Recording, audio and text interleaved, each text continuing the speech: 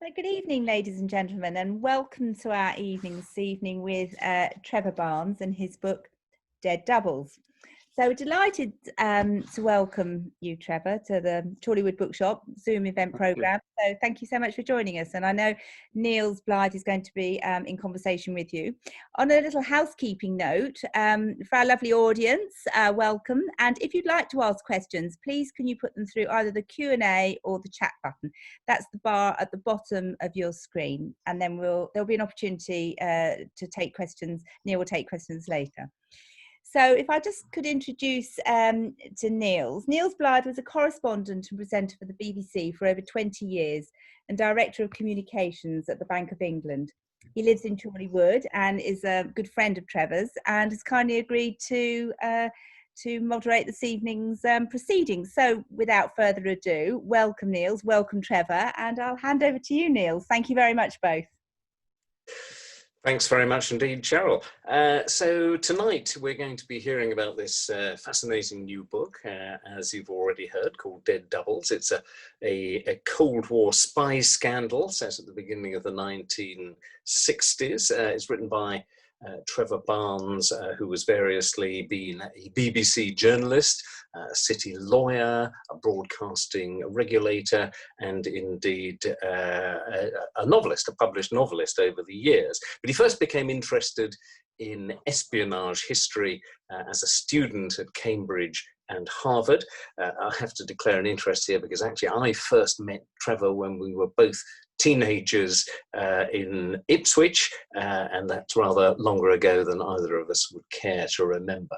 So I wanted to start off, Trevor, by just asking you to describe very, very briefly what was the Portland spy ring, which is at the heart of this book. Well, the Portland spy ring consisted of 5 spies.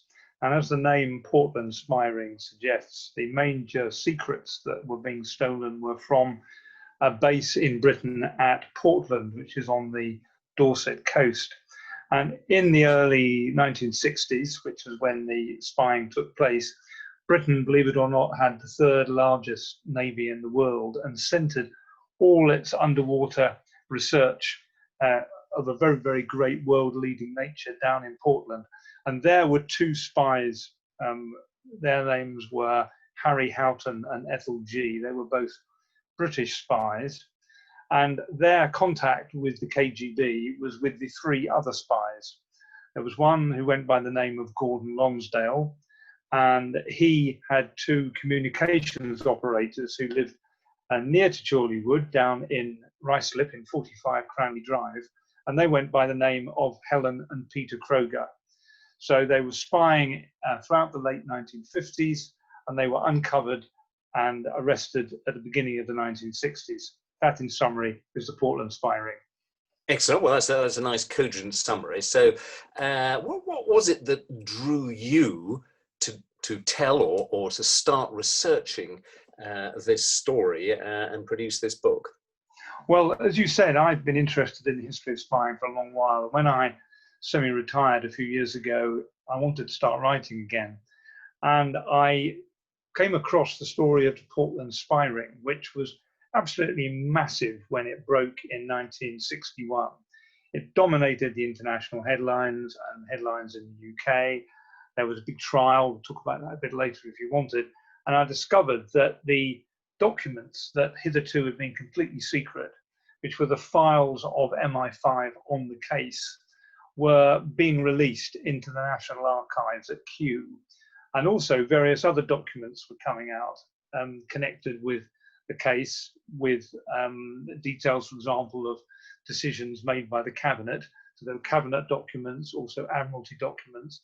And also I discovered that it was possible to have some sort of contact with Vladimir Putin's Russia and try and find out what was going on there.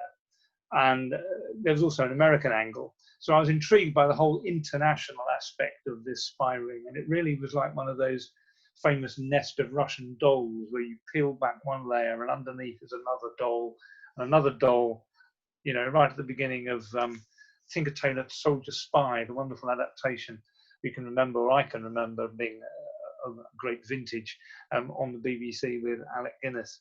So those factors together really intrigued me and said, I've really got to get to the bottom of this and tell the story properly for the first time. And it's certainly true that if you read the book, I mean, there's a lot of detail in it, which is probably being put into the public domain for the first time, in the sense that it comes from those archives which have been recently released. So this is, if you like, the first detailed history of something which, as you say, is a most extraordinary slice of Cold War history, and takes you off in all kinds of directions. Some of those directions, I think, will go off in this this conversation. But let's just concentrate for the moment on the story itself. So we've got a couple of spies working inside this very important naval research establishment, and then they are reporting to these people living in a suburban house in Ruislip. Tell us a little bit more about them. These are the Krogers, and what is their role? Because they're not inside the naval establishment. I mean, what's their role? What is their use to the Soviet Union? Well, the best way of explaining this is to think a little bit for a moment about the two types of spies that the KGB had during the Cold War, before the Cold War indeed, and even to today. And they fall into two groups. You have the legal spies. These are the KGB officers who are working out of the Russian embassies. And then you have separately the illegals. These are, if you like, the gold dust of espionage, because they are deep cover spies. And the hope that the KGB had, and Russia has today with these type of spies, is that they will go unnoticed relatively by the country in which they are inserted. Because obviously, you know, the idea is that they can carry out their work without coming to the attention of the domestic intelligence services. So what happened here is that three of the spies of the five, as I said, there were five in the ring, two of them went by the name of Helen and Peter Kroger, and their real identities only emerged after they were arrested with the other members of the ring on the 7th of January 1961.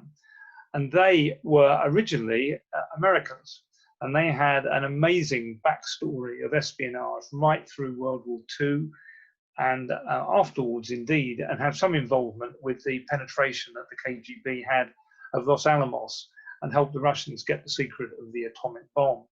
So they were based in this bungalow, 45 Cranley Drive in Ruislip, and their job was really to be the communications operators.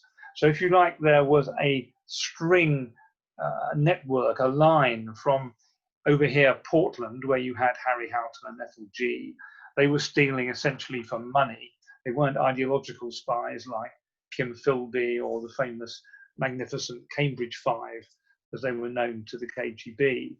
And they would get their secrets out, steal them from Portland. And we can talk a little bit, if you're interested, about why Portland at that particular juncture in 1960 was really crucially important to the Russians. They would pass the secrets to the middleman, who was another Russian illegal, and he went by the name of Gordon Lonsdale, pretending to be a jukebox salesman. And he then went out to Ruislip. And MI5 had to trace all this story together. They had to piece the jigsaw together. And it was Gordon Lonsdale who went out to Ruislip, and he would pass the secrets to the Krogers, and they would then get them back to Moscow by various routes. Peter Kroger was pretending to be an antiquarian bookseller, and his wife Helen was pretending to be a housewife, generally making cakes, being friendly to the neighbours in Ruislip. But that was a cover for the fact that they were, on the one hand, having a radio, which they had the very latest version of the KGB radios given to them. And that included this special technique called flash transmission. And so this was a way of squeezing the Morse message down so it could be transmitted in a bat squeak of seconds over the radio stratosphere back to Moscow. So that was one method. Then they also used what were called microdots. This is where you take a photograph of a secret document, you reduce it to an absolute pinprick, small enough, in fact, to be the size of a full stop. So Peter Kroger could take one of these microdots, put it into one of his antiquarian books, on top of the full stop and disguise it there, and then send that book across to his contacts on the continent. And also, of course, you had the classic live drops and dead drops, secret hiding places in parks.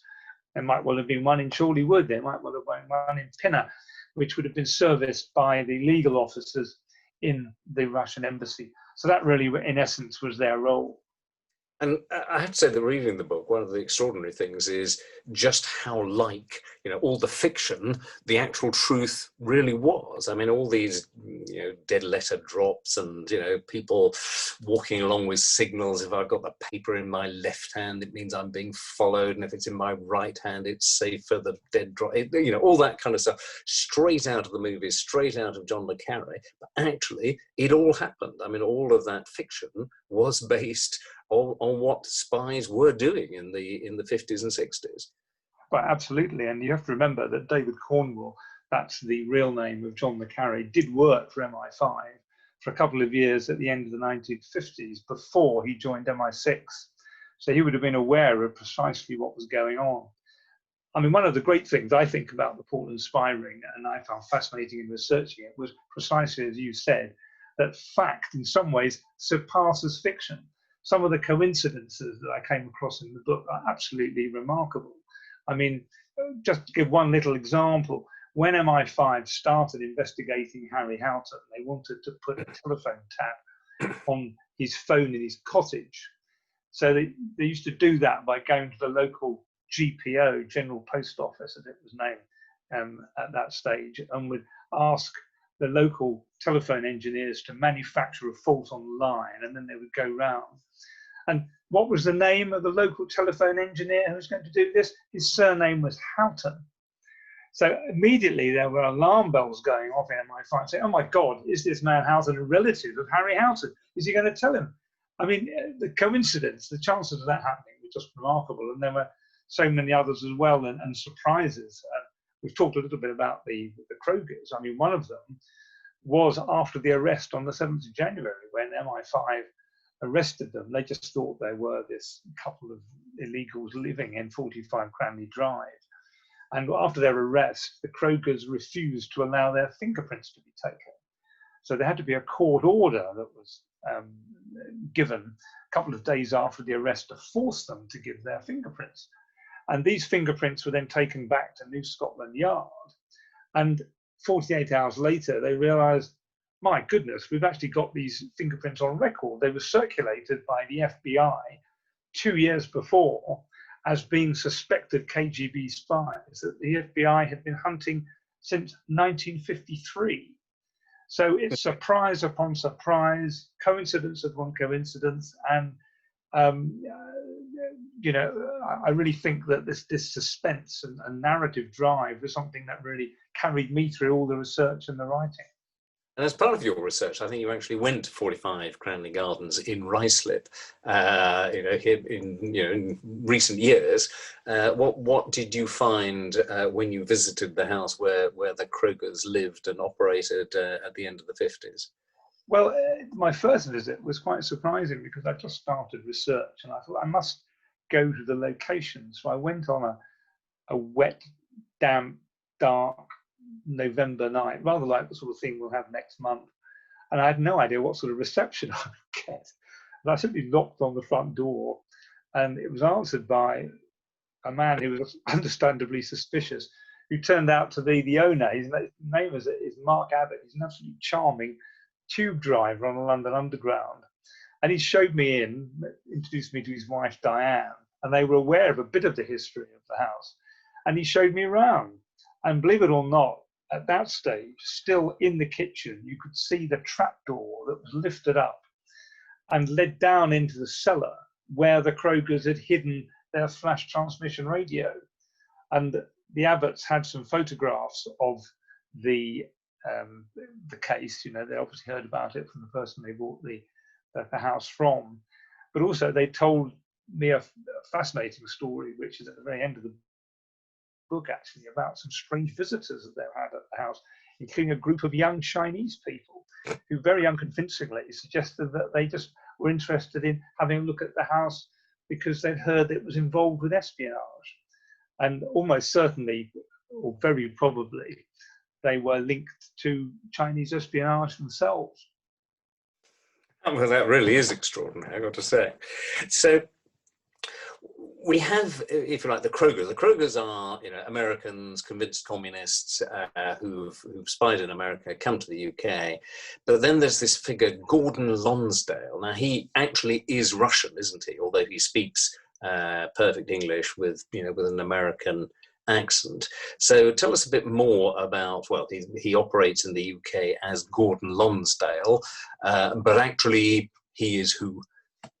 Well, his real name, and this only emerged several months after the trial, and several months after he'd been in jail, was Konon Trofimovich Molody, and he was indeed a Russian.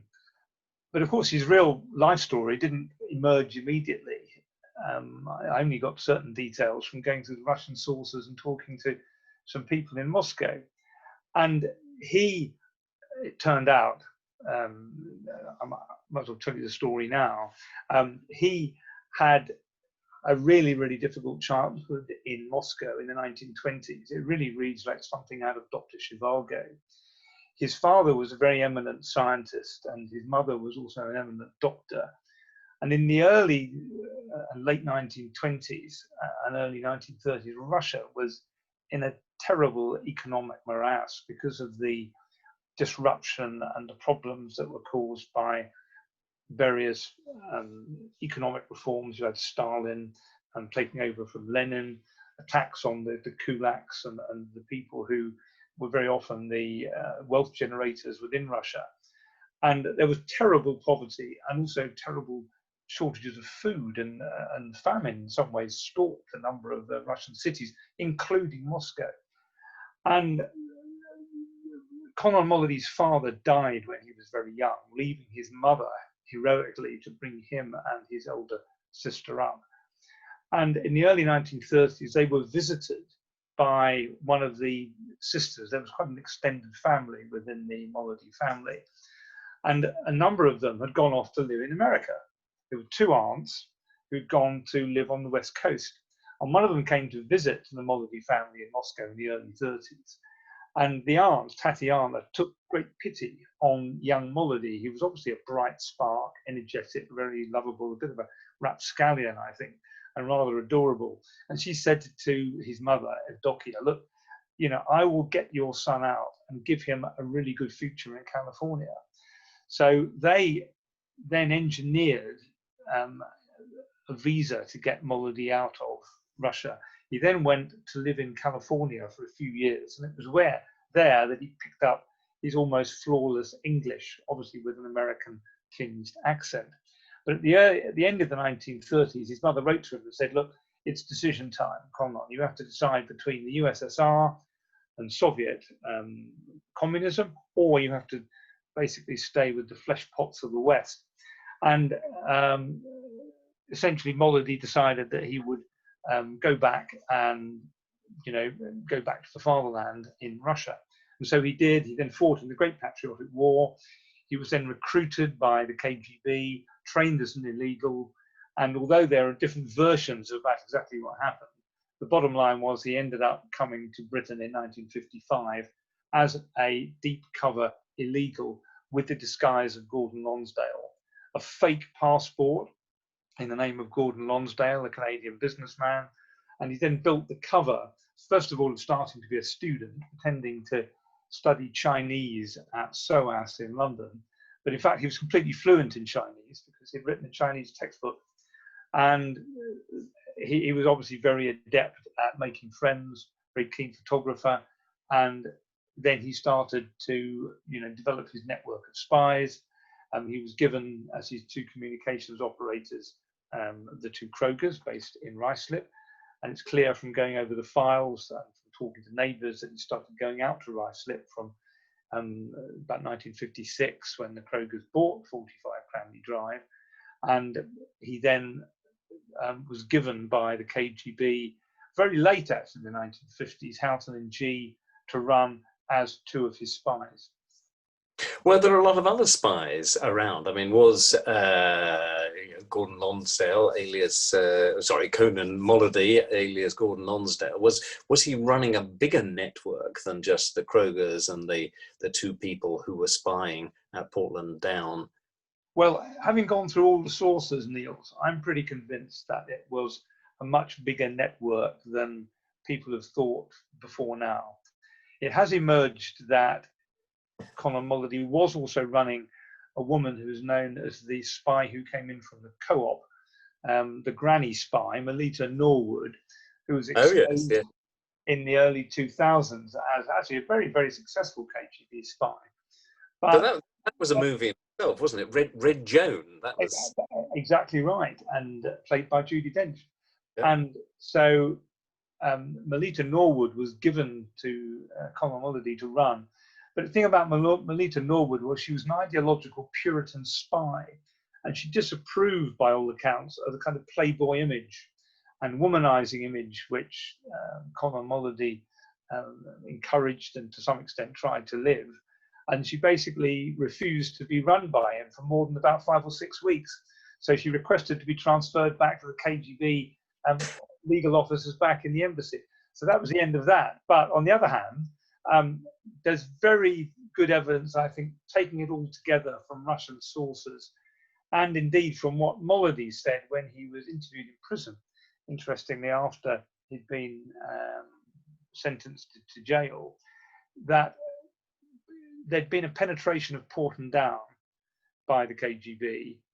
That's to say the Chemical and Biological Weapons Research Centre near Salisbury, famous because it got involved in early 2018 as helping to track down the source of the poison of Yuri Skripal and his daughter in Salisbury in March 2018. And it was there that Britain had its chemical and biological research work based. So there's very good evidence that that was penetrated and that Conor Molody took secrets from agents, names unknown, and that those secrets were then given to the Krogers. And there are records in the KGB archives suggesting that Helen Kroger, whose real name was Lona Cohen, went to a dead drop somewhere up near Highgate to pick up a specially made hermetically sealed thermos flask that contained either a really deadly and lethal biological or chemical weapon. In addition, there seemed to have been some other illegals in the network. There were also some possibly former MI5 or army people who were in the network. I think it's probably fair to say none of them are, if you like, smoking guns of the level of George Blake or Kim Philby. But I'm convinced, having looked at all the evidence in the round, that there certainly was a much wider ring than just Houghton and G, which was what the story was told to the public and to the media at the time. So I want to move this story on a little bit. So eventually this spy ring came to light, came to the attention of the authorities. They start, monitoring the activities. It's all told in great detail in the book. I don't want to go into all of that now.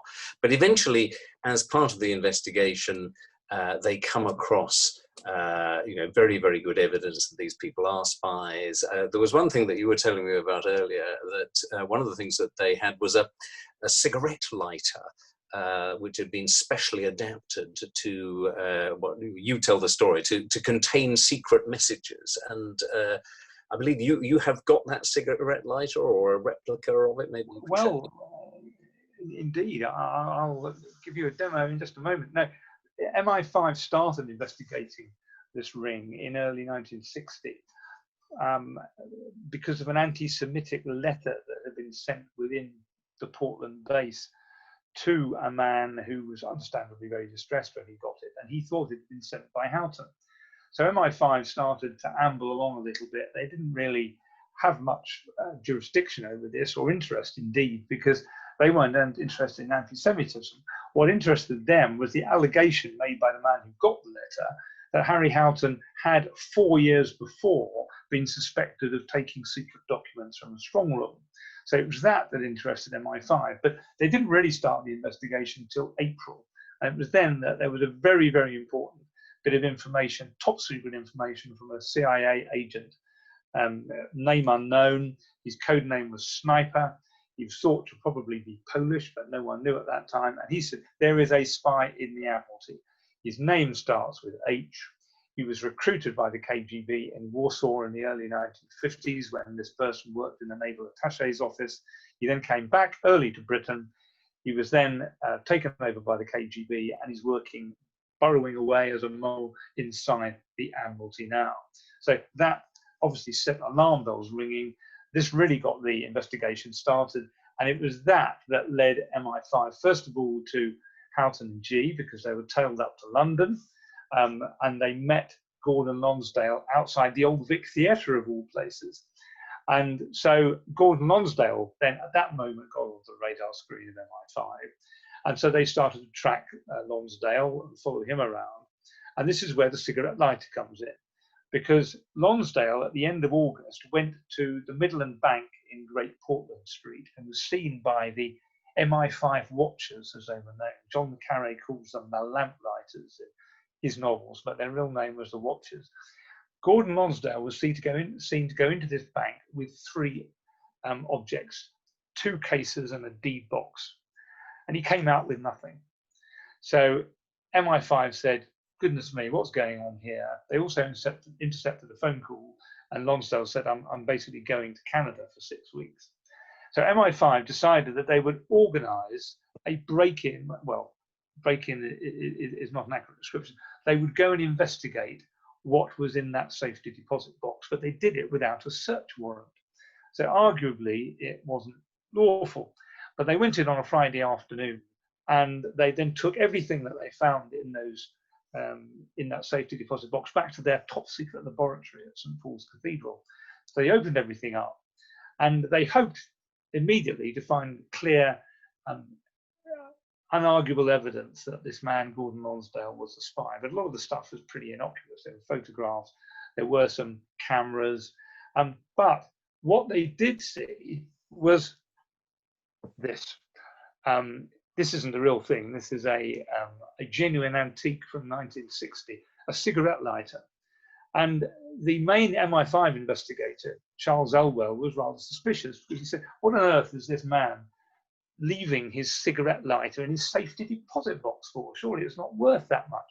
So they put this under an X-ray machine, and they saw it was hollow. There was a shadow. So they then opened it up. They took off the top, and inside they discovered it was indeed hollow. There was a piece of green baize at the bottom and a screw, and they took that out. And inside they found the evidence that they had been longing for. It was a series of miniature KGB standard issue, what are known as one-time pads. These are the cipher pads that you use to send your secret messages. And at that moment they said, Eureka, we've got the proof we know. We know this man, Gordon Lonsdale, is definitely a KGB illegal. So that's the cigarette lighter. And Lonsdale came back to this country in middle of October, so just about 60 years ago, as of Sunday. And the hunt was on again to capture the remaining spies in the ring. Okay, and then, I mean, again, just to keep the story moving on, they were kept under surveillance for a while. Eventually, the network was rolled up. They were put on trial, and they were all given long jail sentences. As you can see, I'm leaving some stuff for the book. You know, you don't want to say everything in the book, Trevor. There's lots in it. Exactly. People have got to buy the book to to find out exactly how they rolled up the network. And so moving on, we find ourselves in the position where these people are all in jail, but clearly at least 3 of them are of considerable interest to the UK authorities, because they are people who may have information about other spies, and I suppose they face a sort of classic prisoner's dilemma. Just give us a sense of what was going on as Gordon Lonsdale, i.e. Molody, and the Krogers, really the Cohens. They're all sitting in jail. The British authorities are negotiating. Just outline the game that's going on, the game of cat and mouse between these convicted spies and the UK authorities. Well, as you said, MI5 were absolutely desperate to try and get more information out of these 3 KGB spies. They had far less hope of getting anything out of Houghton than G. Houghton, first of all, thought that he might try and do a plea bargain, but he just changed his mind about it. So the focus very much went on to Gordon Lonsdale. And Charles Elwell, who was the main MI5 investigator, a fascinating man, had a lot of sympathy, I think, for Gordon Lonsdale, because by this stage he knew that Lonsdale had children, even though he wasn't aware, first of all, of his real identity. And Lonsdale had been sentenced to 25 years in jail, and Elwell himself had been locked up in Colditz Castle as a prisoner of war, and he, I think, sympathised very much with the problem that Lonsdale had and the position he was in. And also he had a lot of respect for him as a professional intelligence officer. Lonsdale was an absolute charmer. A good example of this was after he was arrested, and he refused to say anything, but he said to the special branch superintendent, is there any chance of getting someone who can play chess with me? Because I'm getting bored. And this superintendent went off and found a police officer who then started playing chess. And later on, the special branch man said that Lonsdale he just had everyone kind of eating out of his hand. He was so charming. And to some extent, that was also true of Elwell. And Elwell was very keen to try and do a deal with Lonsdale and see if he could persuade the Home Office to offer something sufficiently juicy to Lonsdale, to persuade Lonsdale to either start telling stories and decide to, in effect, stay in Britain, whether he might be sent back to Moscow as a double agent, in which case Lonsdale said he wanted a massive, great pension and also some exfiltration details all organised. I mean, all of this was kept pretty much kind of vague at the time. But in order to tantalise Elwell, Lonsdale dropped little hints. He said that he had at least one other illegal that he was working with. He said there were over 100 other illegals in the UK. And he, as I said, dropped these little hints about all the valuable material that he would say. And he also said, however, if I'm going to do a deal, I also want the Krogers to be in on it. So Elwell went off and tried to negotiate with the Home Office. But the Home Office, first of all, said, impossible to do a deal at all. We can't offer anything. And it took ages for Elwell to finally got a deal together. I mean, Elwell himself was quite a buccaneer. Even in one memo I came across suggested that the British might even engineer, wait for it, an escape from Wormwood Scrubs of Lonsdale themselves. MI5 did it to get Lonsdale out and back to Moscow to give him a cover story. Understandably, MI5's legal counsel said this wouldn't wash. And thankfully, this somewhat hair-raising plan was never put to the Home Office at any point. So it took a long while to try and get a deal together. In the end, the Home Office agreed that they would take 10 years off the sentence. So it would come down from 25 years to 15 in exchange for Lonsdale agreeing to answer a questionnaire about his intelligence activities in the UK. And you can see that intelligence questionnaire in the National Archives. But when Elwell came to the cell where Lonsdale was and produced with a flourish this proposal, Lonsdale just dismissed it immediately and said, I've got no interest. I was expecting you to get me out of here within a year or two of me being locked up. So that was the end of that. And of course, what it did act as was a prelude to the very important spy swap, which happened for Gordon Lonsdale in early 1964. So yeah, so eventually what happens is that no deal is done in terms of the spies betraying their networks and things, but a spy swap is arranged so that the Krogers and Lonsdale can be sent back to the Soviet Union in return for some, some UK nationals coming back to this country. All of which, of course, is hugely reminiscent of that great Tom Hanks movie, Bridge of Spies, which is also based on a true story, which was happening at more or less the same time, with the American security services. So anyway, they're swapped back, and they go back to Moscow, the three sort of dedicated spies, where they get a hero's welcome, where they're still considered, true heroes of Russia, as it now is. Well, they were treated slightly differently when they first went back. The spy swap for Lonsdale was in 1964. And when he first arrived back in Moscow, I was told by my Russian sources that he was treated with great suspicion, because the KGB weren't quite sure what happened in the secrecy of Lonsdale's jails, what deals he may have done, whether he had been tempted to defect or not. So undoubtedly he went through a number of interrogations, but in the end, as you correctly said, he managed to clear his name of any suspicion, and he then became a teacher in the Red Banner Academy. That's a training academy for KGB spies. And one Russian source I met called Mikhail Lubimov, who was a senior KGB man and who also knew and was a friend of Oleg Gordievsky, the spy that Ben McIntyre wrote about in The Spy Among Friends, actually met Molody and said he was, as I said earlier, a charmer, and he was very popular because he was a great teller of tales. And so you tend to find that the KGB trainees liked an entertaining lecturer, just like any student today does. But he sadly died very young. He was only in his late 40s in 1970 when he was out on a mushroom hunting expedition, and he had a serious heart attack. But you're right, after his death, he was then turned basically into a spy saint.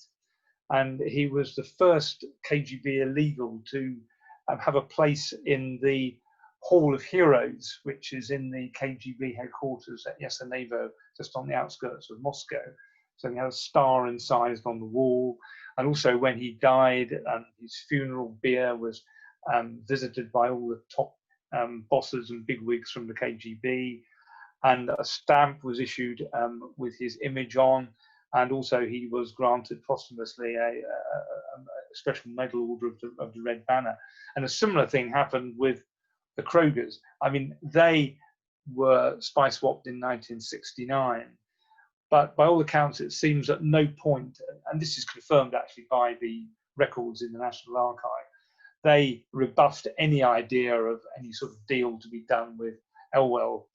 They were ideologically committed communists, very, very straight down the line, totally committed, didn't see anything wrong with what's going on in the Soviet Union. And so they were trusted really from the time they went back, and they were praised, and they were also honoured by having 2 stamps issued with their images on, and they were also heaped with medals.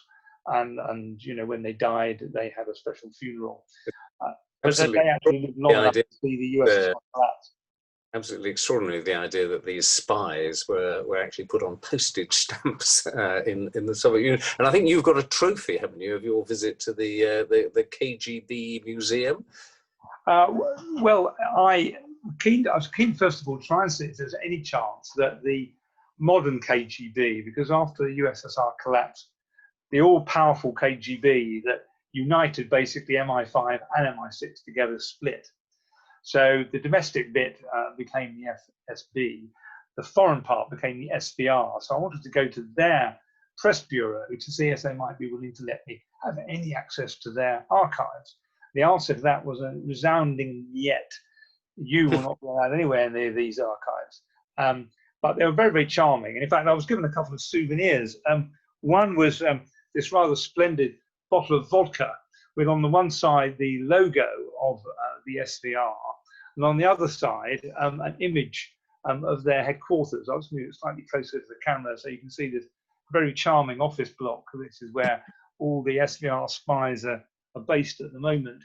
But I've also given, and this was intriguing because it shows the kind of paranoia which still stalks Moscow and the intelligence services towards us, a copy of a document which actually turns out to be genuine, which was of Operation Unthinkable from 1945, when Winston Churchill commissioned a series of top secret groups of people to go off and work out what they might do in 1945 after the collapse of Nazi Germany in terms of policy options. And Project Unthinkable was one option. Of course, it was never carried through, which suggested that the remnants of the German army might link up with the British and the Americans and invade Soviet Russia.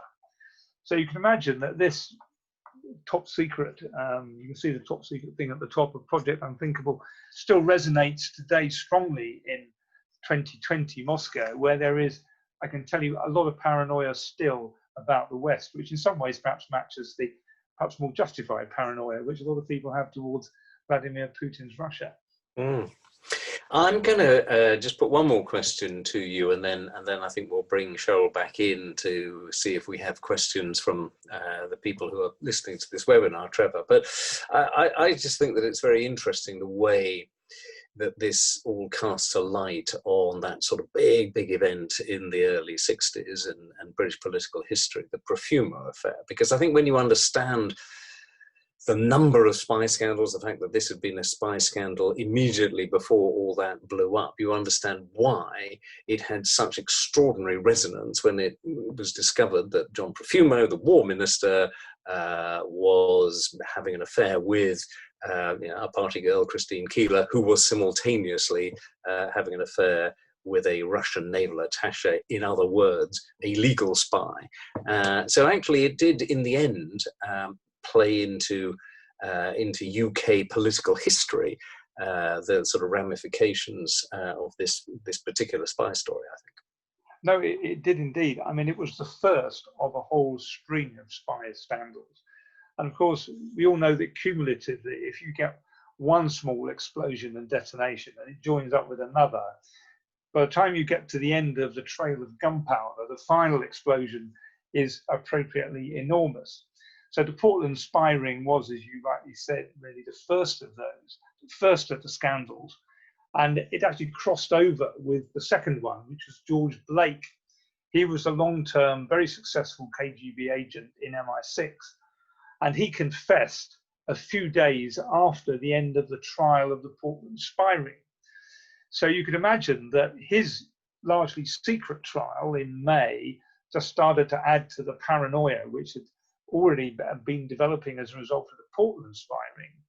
Because originally, when the Portland spies were arrested, the hope was to media manage this as a great triumph of British counterespionage, which indeed it was. But the more they dug into it, the more they discovered there were problems with it. The fact, for example, that MI5 were alerted to some extent 4 years before to the fact that Harry Houghton was fiddling around with secret documents. So what was the problem there? Then you had these KGB illegals, Lonsdale and the Krogers, who'd been in this country since 1955, obviously spying successfully, and hadn't been caught. Why hadn't they been outed? Why hadn't they been found? Why hadn't GCHQ intercepted the radio communications? Why hadn't their fake passports been detected? So that was just the beginning. And then, as you rightly say, this then builds through. So in 1962, you have the arrest of another Admiralty spy, the gay clerk in the Admiralty, John Vassall. So his trial was yet another explosion. And this all culminates in Profumo, where you just got this wonderful politically toxic mix, as you say, of, cool girl, Minister of Defence. And of course, the problem for Profumo was he made the classic error of lying to Parliament and, about his relations. So all of this goes to explain why poor Harold Macmillan was absolutely, beside himself with anger and annoyance at the way his premiership was influenced, affected, and undermined by a series of spy scandals. Yeah, no, absolutely fascinating. So, Trevor, let's just pause for a moment, and Cheryl, I think, can come back in and let us know what, if any, questions we have from our viewers on the webinar. Cheryl, are you there? Yes, yes, I'm here. Oh, thank you very much. Thank you, Trevor. That was brilliant, brilliant. So well explained. I hope you haven't given too much away as a story, though. Well, I think Niels will hopefully be able to attest to the fact that there's quite a lot of fun detail in there, and I tried to write it as a page turner, and I certainly Niels finished it, so that's a good start. No, I thoroughly enjoyed it. So did Sue, my wife. Right, Cheryl, any questions? There's not a question come up at the moment, but there's one for me. Trevor, I mean, obviously this would have taken so much research. I mean, can you sort of tell us a little bit how you did this research, and did you visit places? I know you obviously said you went to Russia, but obviously didn't, find any information directly there. I mean, how did you go about your research, and how long did it take you? Well, it took me about 2 years, 2.5 years. And the fascinating thing about writing a book like this is it's in effect a counter-espionage investigation in itself. In particular, trying to track down details of the MI5 aspects.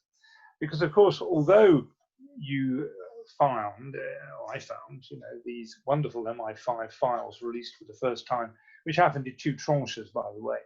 So you first of all had the House and G files, so the 2 British spies, and then after that you had certain of the files of Gordon Lonsdale and the Krogers. And there are still a number of files still to come out.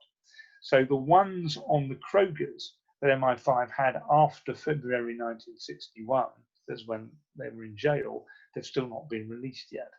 And the reason for that is that my sources tell me that before MI5 will release any document that refers to a foreign intelligence agency, so CIA, FBI, Royal Canadian Mounted Police, New Zealand Security Service, they have to get written sign-off and approval and agreement from that other service. And as you can imagine, in these COVID times, and also with so many other challenges intelligence services are facing, agreeing to MI5 releasing certain documents is probably not the top priority for these foreign agencies. But going back to the MI5 investigators, one of the joys of researching this was making contact with the families of the 2 main MI5 investigators. One family, the Elwells, I contacted relatively easily because there was quite a lot on the internet about Charles Elwell. But the other one, the first one, a man called David White, who in fact was higher up in the MI5 hierarchy and in some ways had a more remarkable career than Charles Elwell, there was nothing about him anywhere. And it was merely by luck and hard work and looking at copies of wills and addresses that I managed to make contact finally with David White's daughter, who lived in Oxford. My key breakthrough, by the way, was having to discover that this man had retired to Aldborough on the Suffolk coast. And by dint of having a friend who lived in Aldborough, he managed to make contact merely by happen chance with the sister of David White, who's in her 80s living in a bungalow in Aldborough. And that was my breakthrough. And then that finally got me a contact with the charming family of David White. And then, for example, they had photographs of David White. They had the love letters between him and his wife, who was a secretary at MI5, and he courted her during this investigation. This is why David White had to miss this amazing event when they went into the bank and found the cigarette lighter, for example. And the Elwell family, for example, had all the diaries that Charles Elwell had, and also some remarkable photographs, although there was another historical research first, which I had when I went out to Madrid to go and look at the Charles Elwell papers, because I was told by his son there were all these photo albums. I thought, great, 1960, 61, there's going to be photos of Charles Elwell at the time when he was investigating this. And they were in the library, and Charles Elwell, because the son was called Charles Elwell too, said, just have a look through, they're all in date order. And I took these albums out, got closer and closer to 1960, 61, and I found it at the very bottom of the pile, and it literally crumbled away in my hands. termites had got in through the wall and they had eaten this photograph album completely. Oh. It was horrific, but horrible news for me to give to Charles Elwell, the son, but he was actually very good about it. He said, "Thank God you came, because if you hadn't, we'd have lost even more of the photo albums." So that was just one of the sort of amazing and fascinating incidents, and why I love research in this area. Yeah, absolutely. Well, I've got some questions. So Nina says, do you have a favourite character? I think I do, actually. My favourite character is actually Conor Molody. He is absolutely enigmatic, surprising, highly intelligent, cultivated, lived by his wits, courageous as well. I mean, to do what he did, and this is why Charles Elwell had such respect for him as a fellow professional intelligence officer. And he'd been fascinating to meet. And I mean, MI5 did actually bug his flat when he came back to the UK in October 1960. He got a flat near Regent's Park, and there was a top secret operation that MI5 ran together with GCHQ to bug the flat. And so you've got transcripts of conversations where Molody would entertain girlfriends. There's no evidence of any intimate association, shall we say, on these tapes. But you can see he was a very entertaining conversationalist and was talking all about the Soviet Union and was quite critical about it. And he was also critical about it with Charles Elwell. So overall, I think he was my favourite character. And Janet asks, she wonders what prompted your interest initially in the Krogers and the spy ring? So what was the last word? The Krogers? And the spy ring. So your interest. Well, I think, as I said at the beginning, I got interested because I have always been interested in the history of spying. No one had written a really modern, comprehensive as possible history of the Portland spy ring. And as I said, there were so many elements interlocking and surprises. And it's genuinely international, stretching from, I didn't talk about the New Zealand connection, for example, with the fact that the Krogers had New Zealand passports, and that the Krogers actually got their fake passports with the help of a KGB agent who had been to Cambridge in the 1930s, who's a New Zealander. And he was based in the French embassy. And it was he who basically fiddled the books at the New Zealand legation in Paris and got their fake passports for them. So the New Zealand Secret Service were involved. And then, of course, you had the American connection, both with the FBI and the CIA. It's quite interesting, the attitudes of the two agencies, CIA and FBI, towards releasing documents, with essentially in the MI5 files, there are no CIA documents at all, whereas the FBI are really open. So there's some amazing material that the FBI were quite happy to see publicized. And also it's the personalities, the contrast between Ethel G, this apparently quite lonely spinster, obviously highly intelligent, capable woman who didn't have the opportunities that women, thankfully, today have in society, and her relationship with Houghton, trying to piece together the personalities as well of the MI5 investigators, and the way in which this cat and mouse game was played. All of this, and also the social context of Britain in the late 50s and 60s. I mean, L.P. Hartley said the past is another country. They did things differently there, and my God, they sure did 60 years ago, not least the position of women. So that was fascinating to research. And then the last thing that also interesting to research was actually the importance of the secrets.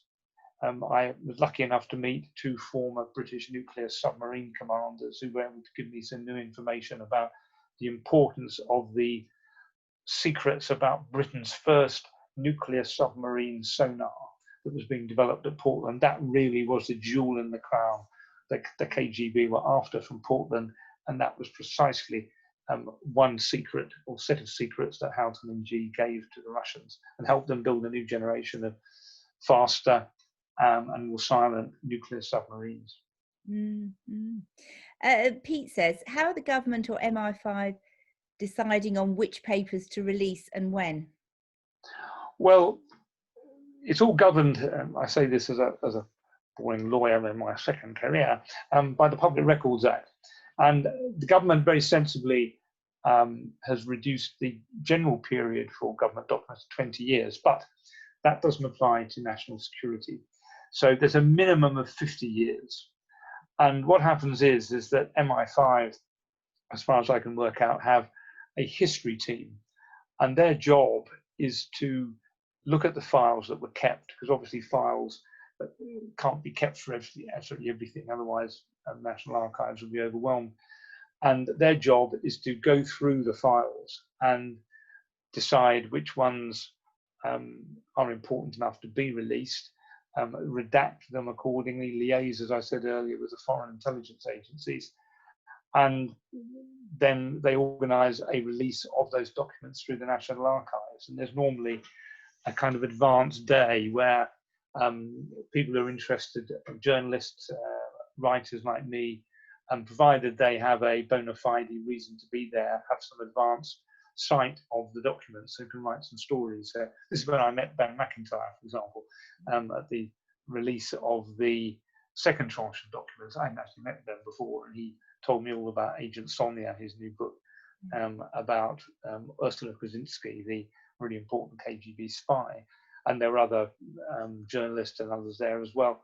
So that's broadly the process. But the government has different views towards different intelligence agencies in terms of the sensitivity.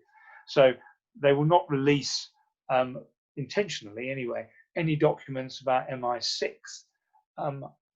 after 1949. Odd ones leak out, you get little references. So I managed to discover by that means the name of the MI6 man who was shadowing MI5's work on the Portland spy ring, because someone essentially left the name in by mistake. But MI6, as I say, sensitive, and even more sensitive is GCHQ. Now, although this marvelous new history of GCHQ by John Ferris has just been published, I think it was yesterday or today, although he had access to all the documents, you won't find hardly any of them at all in the National Archives.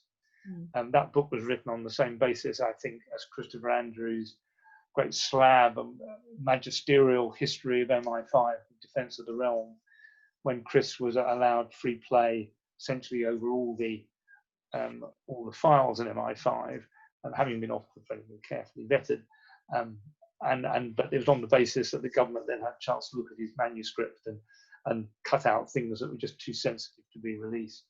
And so that's broadly the process that goes on in terms of releasing documents into the government archives. Absolutely fascinating. And sort of on, just to sort of finish, if I may, a question from myself. I mean, it sounds if this would make a brilliant film. Have you had any offers? Well, I am very glad to say there was a lot of interest in the TV option, and a company called Red Productions optioned it, but I'm afraid it's an appropriate name for the company, Trevor. Very, very, very. And there was also interest from a couple of other people.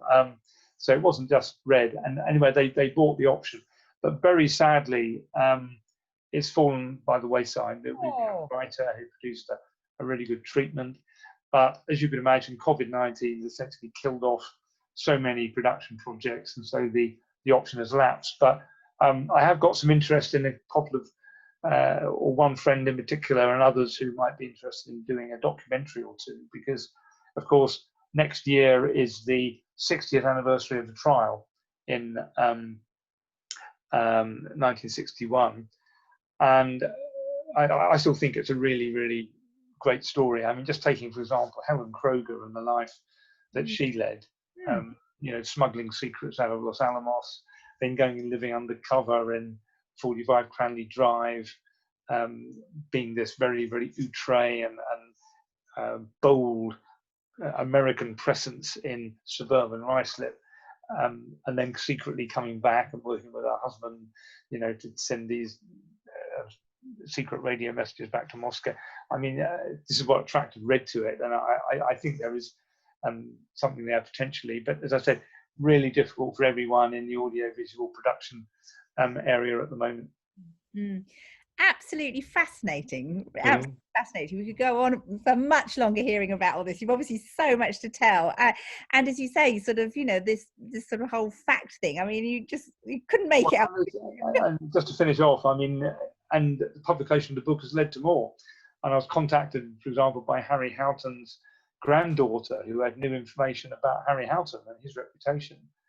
And I also managed to meet the son of another key MI5 person who told me that 3 weeks after the arrest, this man at MI5 was so proud of what happened that he took his son out of school from North London in his car, and they drove to 45 Cranley Drive, and he showed him the bungalow and said, "Do you know about the Krogers?" And, you know, it's obviously a keen bonding moment for dad and son. His father, the hint of what he did without telling the real story.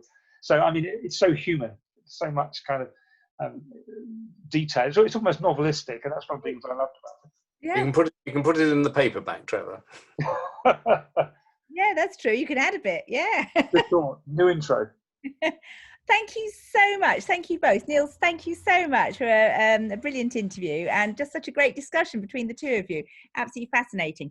And I have to sort of do my little plug that we do have signed copies at the Chorleywood and Gerrards Cross bookshop. So, you know, would make a great Christmas present. I mean, unputdownable. So thank you both so much. And I wish you all the very best with the book, Trevor. And thank you so much for joining us this evening. It's been... I'd like to thank you for hosting it, and also Niels for being such a great and engaged interviewer. Thank you very much, both. And also thanks to all the viewers who've, the mysterious viewers who have joined us for this. Thank you very much. Thank you. Thanks ever so much, everybody. Thank you. Bye. Bye-bye. Good night. Good night.